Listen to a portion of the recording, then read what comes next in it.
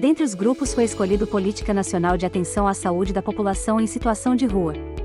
O Decreto número 7.053 de 23 de dezembro de 2009, que instituiu a Política Nacional para a População em Situação de Rua, considera-se população em situação de rua o grupo populacional heterogêneo que possui em comum a pobreza extrema, os vínculos familiares interrompidos ou fragilizados e a inexistência de moradia convencional regular, e que utiliza os logradouros públicos e as áreas degradadas como espaço de moradia e de sustento, de forma temporária ou permanente, bem como as unidades de acolhimento para pernoite temporário ou como moradia provisória. O Censo Pop Rua avaliou entre 2007 e 2008 que havia um contingente de 31.922 adultos em situação de rua no Brasil, porém não avaliaram as capitais, São Paulo, Belo Horizonte e Recife, senão o número aumentaria para 45.000 pessoas em situação de rua. Após a publicação dos resultados do Censo Pop Rua, foi publicado o Decreto 7.053 de 2009. Outro estudo, agora do IPEA, Instituto de Pesquisa Econômica Aplicada, mostra o aumento da população que vive em situação de rua. No Brasil, nos últimos 10 anos, a população em situação de rua aumentou de 21.934 para 227.087, 68% dessas pessoas são pessoas negras, diz o estudo realizado pelo IPEA. Os dados são do CadÚnico, Cadastro Único, atualizado em agosto de 2023. A integração entre instituições governamentais para expandir a proteção socioassistencial é uma prioridade destacada nos planos de ação do Sistema Único de Assistência Social, o SUAS, com metas estabelecidas pelo Conselho Nacional de Assistência Social. A colaboração entre diversos setores, incluindo o Judiciário, o Ministério Público e organizações da sociedade civil, visa atender às necessidades da população de rua em áreas como saúde, habitação, trabalho, renda e cultura. A ampliação do financiamento do SUAS é uma medida-chave para atender às demandas, especialmente após a proibição da remoção forçada pela decisão do Supremo Tribunal Federal.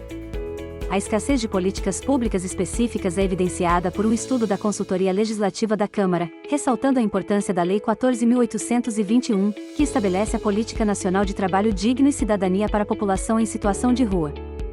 Essa legislação, com seus princípios e diretrizes, promove a inserção no mercado de trabalho, com a criação de centros de apoio ao trabalhador em situação de rua e serviços especializados de abordagem social, integrando dados do SUAS e do SUS.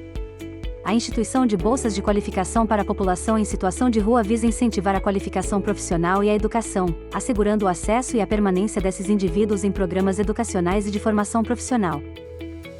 Quais as soluções que encontramos e o que realmente representa para as pessoas em situação de rua? O Decreto Presidencial número 7.053, de 2009, que instituiu a Política Nacional de Atenção à Saúde da População em Situação de Rua, é uma importante iniciativa para garantir direitos e promover a inclusão social dessa população vulnerável.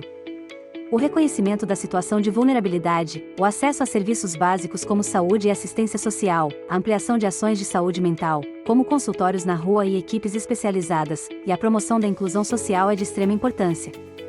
Contudo, é importante ressaltar que os dados apresentados revelam um aumento preocupante da população em situação de rua no Brasil ao longo dos anos. O crescimento de mais de 200.000 pessoas nessa condição em apenas 10 anos é alarmante e demonstra a gravidade da situação. Além disso, o fato de que a maioria dessas pessoas são negras, ressalta as desigualdades sociais existentes no país.